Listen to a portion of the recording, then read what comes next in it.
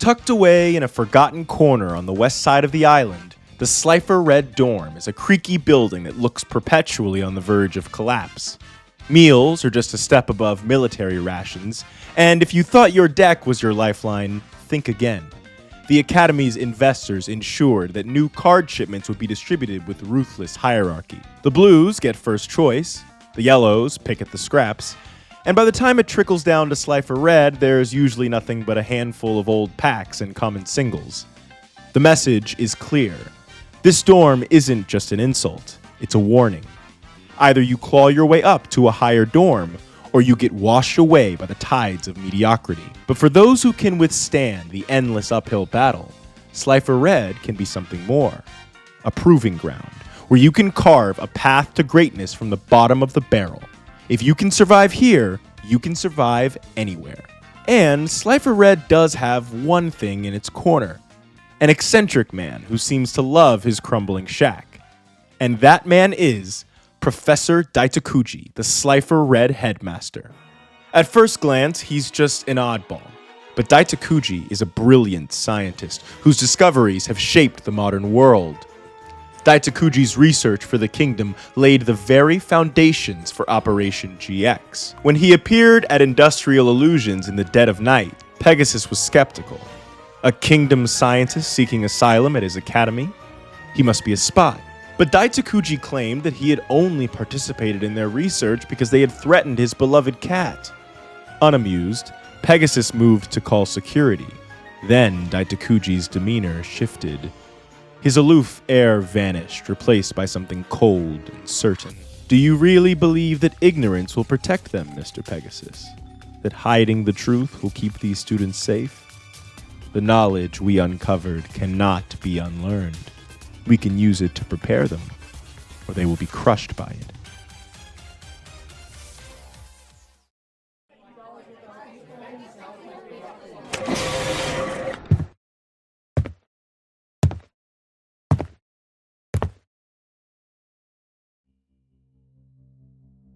We stand at the dawn of a new age, one that makes the discoveries of gunpowder and nuclear fission look like child's play.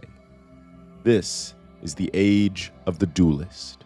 You are not here to merely memorize the stages of the damage step. You are here to train as combatants in the next generation of warfare. As you listen, you may wonder how this all relates to our humble card game. By the end, you will see that it is the key. Beneath our universe lies a parallel dimension, the Duel Monsters' spirit world. There, 6 celestial bodies rotate in an eternal ring, and through them flows a single current, Nexus, the lifeblood of the spirit world. Flatten the planes, and our planet, Midgard, falls into perfect alignment, directly in the center, our access point. Every spirit in the spirit world draws its power from Nexus. But long ago, one spirit saw that Nexus could do more than empower. It could connect. He formed bonds with other spirits, summoning them across planes, even wielding fragments of their powers as his own. He was known as the Invoker, and his work became scripture. The laws of invocation, lost for millennia, until fragments were discovered etched in stone within the last pharaoh's tomb. Soon, every duelist across Midgard will kneel before these truths. But today, you get them first. These are the first 4 revelations of Alistair, the Invoker. The first revelation, to invoke, is to command what was never yours. Only the mighty survive. We start with the bad news. Invocation was never meant for mortal hands, and you will never wield its power. Precious few humans ever have. In ancient times, they channeled invocation through artifacts, the Millennium items. The kingdom chose the path of flesh. They engaged in human experimentation designed to empower the body beyond its limits. Brutal, inhumane, and in very few cases, successful, depending on your point of view. The results of these experiments walk among you. Let their power be your warning of what awaits you on the battlefield. More are out there. And let their horror be your warning not to envy them. Never forget, for each one that lives, 100 more were silenced. But do not fret, dear students. While I can't teach you to call spirits from across the veil and wield their powers as your own, I can train you to stand against those who do. Daitakuji pulled forth a dagger and then drove it into his own chest. Several students shrieked, but the dagger could not pierce his flesh. The impact rang out like steel against steel. This is the second revelation. Power does not dwell in might alone. For the strong of heart, a defense shall awaken. The spirit barrier. You will learn to shape Nexus into a shield that surrounds your very being. Bullets, nuclear fire, even invocation itself. So long as your will holds, your shield will be absolute. When two warriors with equal resolve meet on the battlefield, their barriers will hold forever. And when that moment comes, war gives way to something older. The third revelation. When an unstoppable force meets an immovable object, the spirits demand a pact. The game is the highest law. To play is to name your enemy worthy. There is an ancient ritual, a contract between warriors, born of mutual respect, written in blood, and enforced by the universe itself. A game. Any game will suffice, so long as it is played in fairness and resolved in full. You all know of the ancient pharaoh, who now sits atop the Pro League. In Gravekeeper texts, he had another name. Yu-Gi-Oh! The Game King. Duel Monsters is merely the latest game to bear the weight of this legacy. Lose, and your connection to Nexus will sever. Your shield will fail, and you will fall. And with that, only one mystery remains. Of infinite possibilities, why was Duel Monsters chosen to carry the weight of fate? The fourth revelation. Mastery over the twin powers, invocation, and spirit barrier requires that you become a conduit of spirits. But to wield their power, the spirits must first know your name. Your ability to channel Nexus is born from your bonds with the spirits themselves.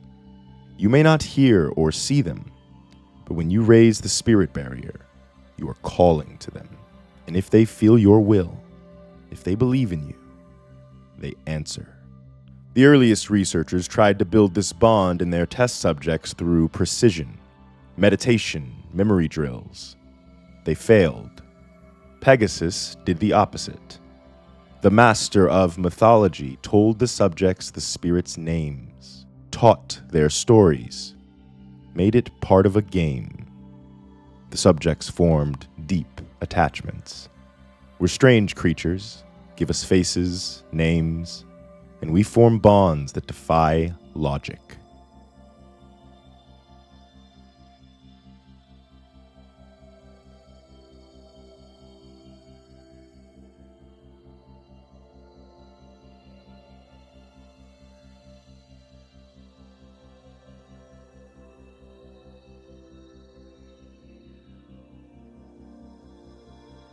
As the students began to gather their things, Daitakuji called out to them, "Do not forget that the Duel Academy tournament begins later this month. Be wary, duelists, for your humble professor will be participating as well.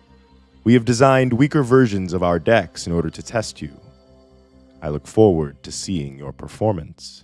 And then Daitakuji called out once more, asking one student to stay after class. And that student was Judai Yuki.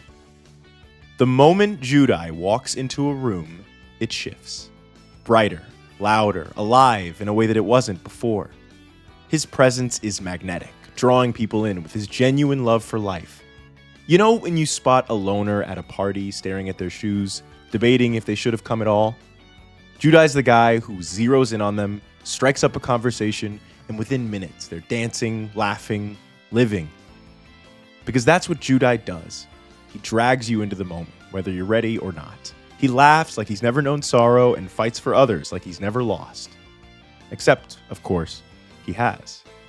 10 years ago, Judai lost his father, Koyo Hibiki, in a tragic accident. After barely escaping war with the Gravekeepers, Koyo had given up on searching for the past and instead decided to shape the future. He became a public school teacher in the Domino slums. Judai still remembers the first time he visited that classroom. It was chaos in the best way. 20 new brothers and sisters, shouting over each other, laughing, learning. As Judai left that day, the principal stopped him and said, "You may not know it, but your father is a hero." Judai will never forget his father's last words to him. "You've got a light in you, champ. Never stop sharing it with the world. Be someone people can believe in.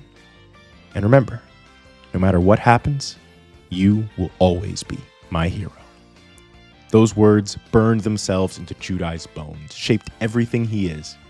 He made a choice after his father's death. He wasn't going to be sad. He couldn't. There was no time to. His father was counting on him to be a hero. A few months before the start of classes, a package arrived for Judai, bearing the gold-embossed seal of Industrial Illusions.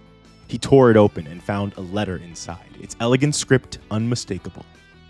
"Your father was the greatest man I ever knew, and his discoveries are yours by right. Pegasus J. Crawford."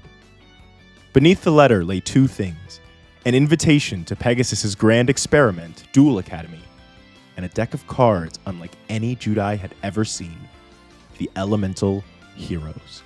There was something electric about them, something alive, like they were waiting for him, like they already knew him.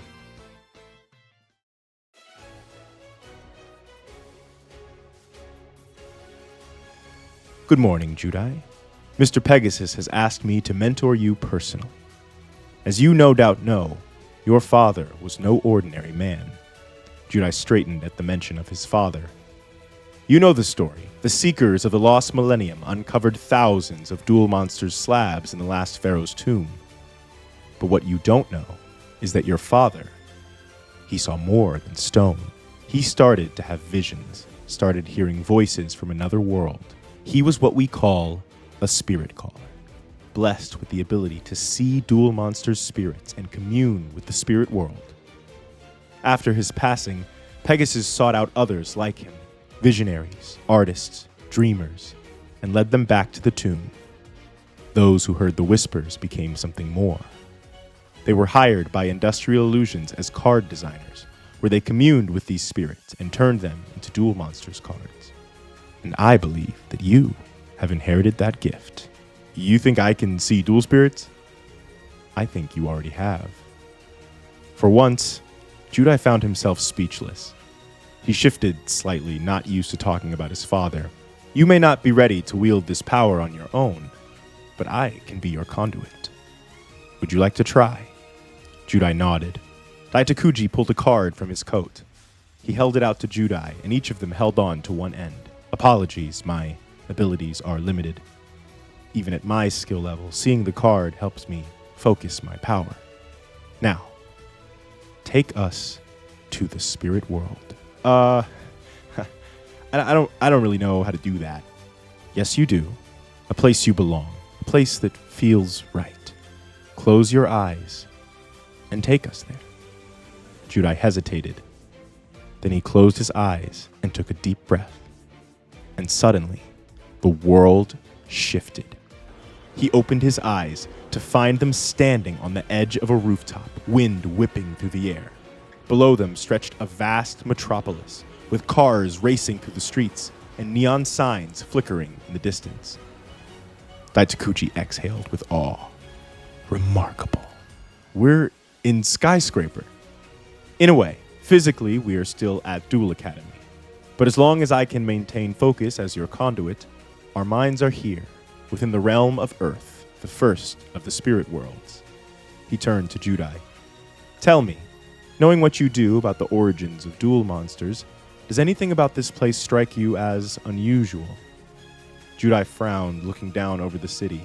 He saw a trio of Sangan in a trench coat, trying and failing to sneak into a theater.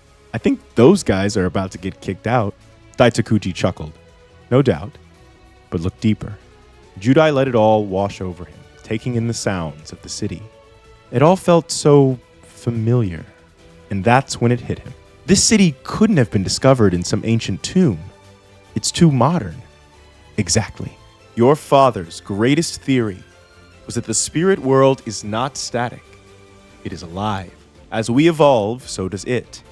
Our hopes, our struggles, our wars, our progress, they all take shape in the spirit world.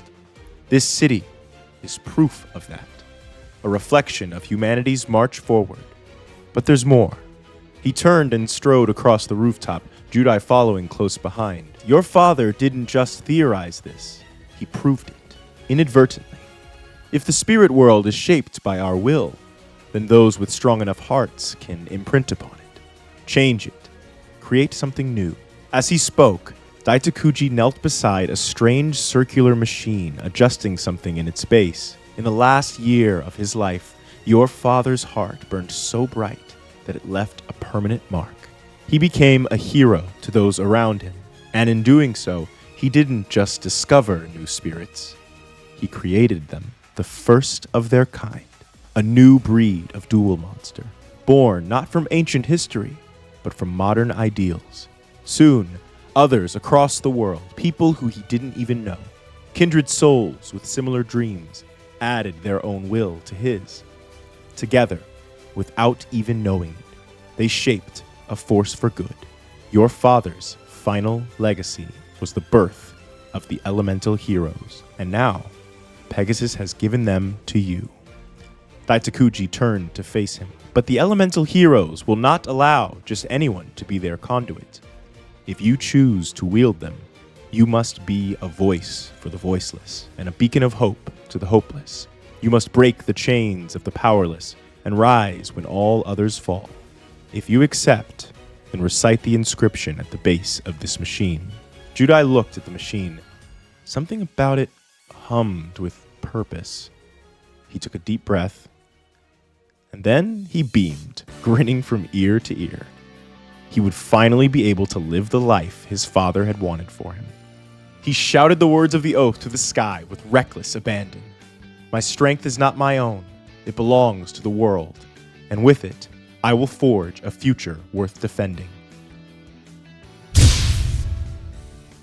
High above the city, a radiant symbol illuminated the night sky, a call to arms.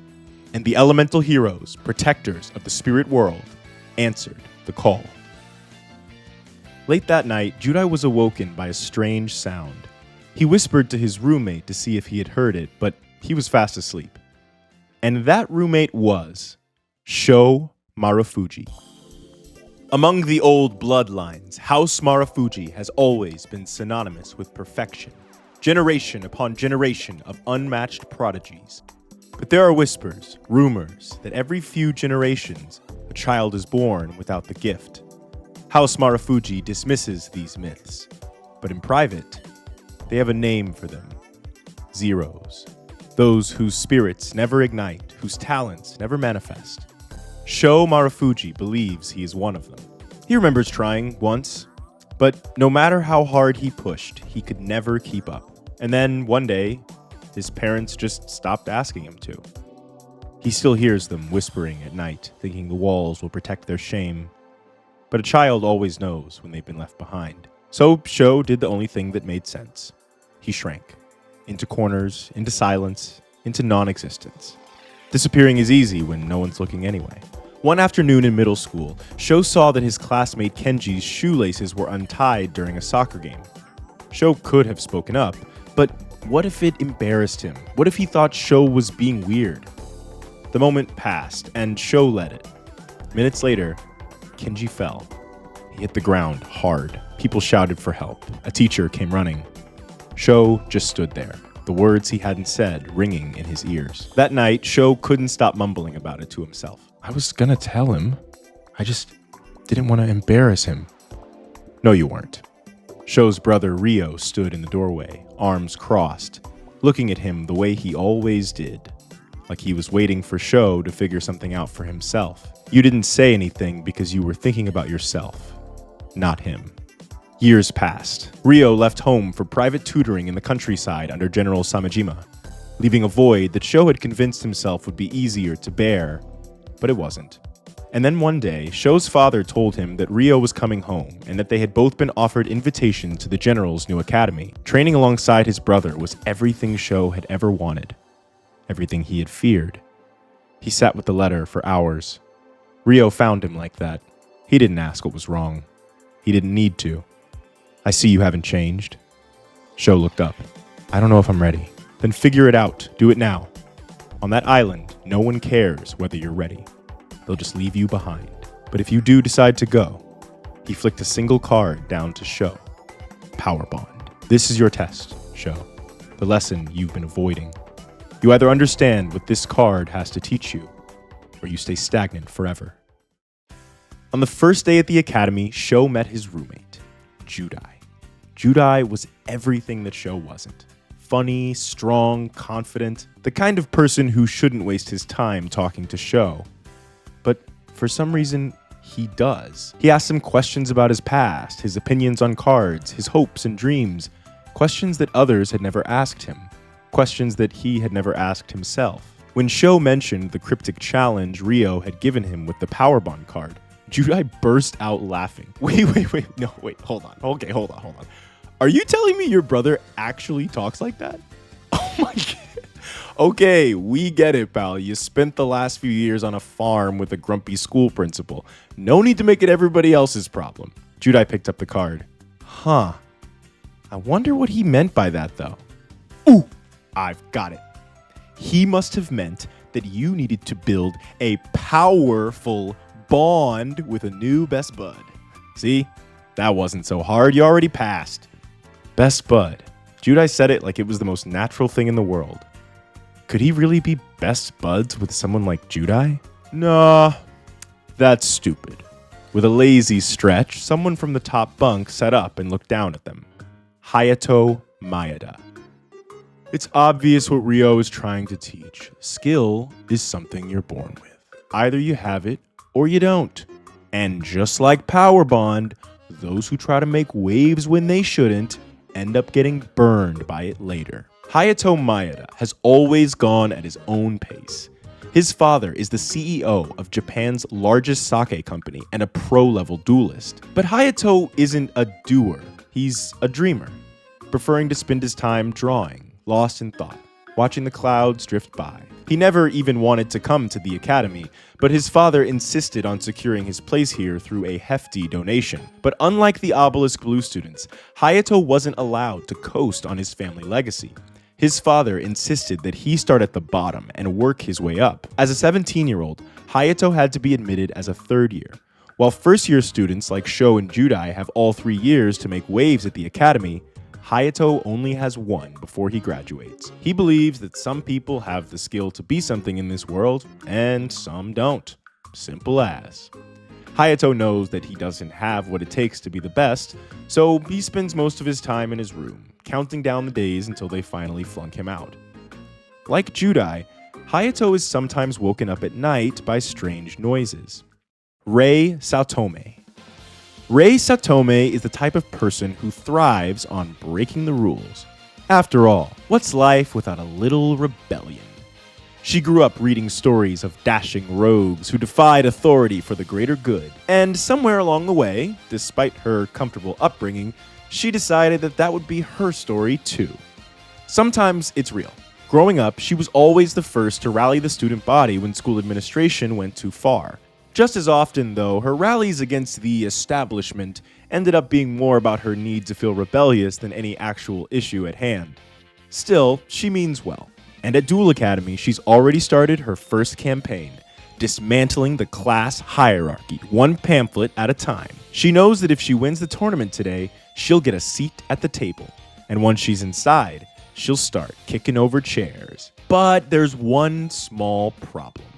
Ryo Marufuji, the Chancellor's golden boy, House Marufuji's shining heir. Everything she claims to hate. She tells herself she feels nothing, but deep down, she's already written the story. the ruler and the rebel, the Kaiser and the knave. If only their worlds weren't so impossibly far apart. Natsuo Tanaka. Natsuo Tanaka was one of the lucky few to snag a coveted spot at Duel Academy through Pegasus's admissions lottery, a 1 in a million chance for students who couldn't afford tuition. In his letter, Pegasus urged Tanaka not to let the school's elite status weigh him down. "You belong here just as much as anyone else," the letter promised. But despite that noble sentiment, Tanaka can't stop himself from falling victim to the toxic culture at Duel Academy.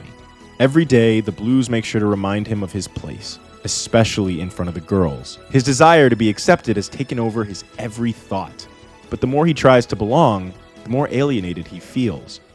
Ryota Kato. In middle school, Ryota Kato and his two best friends, Ishiki and Takadera, were inseparable, bound by their shared obsession with the occult. Ghost stories, forbidden texts, whispered legends, they devoured it all. Then one day, Takadera left. After being chosen for an elite internship at Industrial Illusions, he vanished without a trace. The letters stopped, the calls went unanswered. He was just gone. 6 months ago, a letter finally arrived. Not from Takadera, but from Pegasus himself, summoning Ryota and Ishiki to a private dinner. Over candlelight and fine wine they weren't old enough to drink, Pegasus wove them a tale of possession and power. He spoke of an ancient artifact that had stolen his mind, of experiments on children with no families to mourn them, of Takadera, one name among many. Most test subjects died. A few changed, and then there were the others, the anomalies, the ones like Takadera, who simply vanished. The only thing left of him was a letter that he had written in his application. In it, he spoke of his two best friends, the ones who had pulled him through his darkest times. So in his honor, Pegasus offered them both invitations to Duel Academy. Once outside, Ishiki was the first to break the silence. So that's it. He snatches up orphans, admits to human experimentation, casually drops that he lost our friend, and then he throws us free entry into his school like it's supposed to mean something. What do you want to do? Take him to court? Nah, he was acting on orders from the prince, so you just know he's got immunity. It's just wild how someone like him can do this and walk away clean. I'm not setting foot in his school. I am. Ishiki turned. Takadera did it. All those legends, the lost magic, the ancient power, he found it. He became part of it. Yeah, and now he's dead. No, he's missing. Maybe he escaped. He could still be out there, full of power. And we have the chance to go to the island where it happened. Ryota, Ishiki, this is it. We spent our whole lives chasing ghosts. The stories were real. All of it was real. And in a world where that's true, Ryota's voice dropped to a whisper. I'd rather die chasing power than live knowing I let it slip away. Ishiki swallowed, studying his friend. He wanted to believe that this was a joke, a phase. But Ryota's eyes burned with something deeper than middle school curiosity. Something was calling to him. And Ishiki wasn't sure he wanted to know what. Kosuke Kunisaki. Kunisaki has pulled off plenty of jobs during his time as a private investigator. Blackmail, break-ins, corporate espionage. But this was the big one. One last job before retirement. The offer came from a voice in the void. A client so secretive he wasn't even sure they were real. Until they wired him in advance big enough to make him forget about trivial things like morality. Their money was real. That's what mattered. The job? Deep infiltration. Somewhere on Duel Academy Island was a hidden underground research facility. Pegasus had turned the island into a school. But before that, it was something else. A place where people with too much power played God. Pegasus may have washed his hands of it, but one of his old partners hasn't. And they want their research back. Kunisaki broke the job into 4 phases. Phase 1, bury the past. Pegasus can't guard a facility he doesn't remember. Kunisaki already took care of that, slipping past Industrial Illusions security, wiping every trace of the lab's existence, and replacing it with a message from his employer. Now, even when Pegasus digs through his own files, he'll find nothing. Phase 2, get inside. Pegasus is no fool. He'll be watching every new student like a hawk, Some random 30-something transfer student with a conveniently wealthy backer? Instant red flag. No amount of money could buy Kunasaki a clean entry. But Pegasus had built a backdoor himself. The scholarship lottery. A handful of names, chosen at random, given a chance they'd never get otherwise. No spy would bet everything on blind luck, right? No, they wouldn't. One firewall down, a quick backdoor into Industrial Illusion servers, and suddenly fate just happened to smile on a washed-up guy in his 30s, desperate for another chance. Phase 3, the current phase. This is the long game. No sudden moves, no mistakes. Map out the terrain. Daily schedules, security patrols, even student gossip. Once Kunasaki has the full picture, who goes where, when, and why, he'll make his move. Slip inside, extract the research, and ship it off before anyone knows he was there. But there's a complication. Phase 4, the real test, the hardest job of his career. High school. Turns out the job doesn't end with the extraction. Kunasaki is expected to keep his cover and monitor the island until the end of the school year. And despite a lifetime of worming his way into high-security vaults and slipping past military-grade firewalls, nothing is as painful as sitting through a 9 a.m. class surrounded by snot-nosed, hormone-riddled rich kids. But Kunasaki plays his part. An overgrown third year, a little rough around the edges, just humble enough to make people believe he's grateful for his big second chance. He keeps his head down, his grades up, and his ears open. And when he needs to pass along intel, there is the vending machine. There's another spy on the island, one of the many friendly faces he sees around campus. He has no idea who they are, but every day he goes to the vending machine in the east wing of the main building, buys a soda, and checks to see if they made contact in the form of a tiny folded note taped inside the slot where the drink falls. Sometimes it's intel, faculty schedules, student rumors. Other times, a question. Who was near the abandoned dorm last night? The next day, Kunasaki returns, subtly taping his response in the slot as he grabs his drink. Soon, it's gone. Once, Kunasaki waited 2 hours just to see who showed up. People came and went, students, teachers, janitors. Finally, he returned to see if the message was still there. Nothing.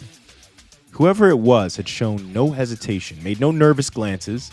They had blended in flawlessly, which bothers him. He knows he must see them all the time, brushing shoulders in the hall, maybe even laughing together at some stupid joke. But the rules are clear.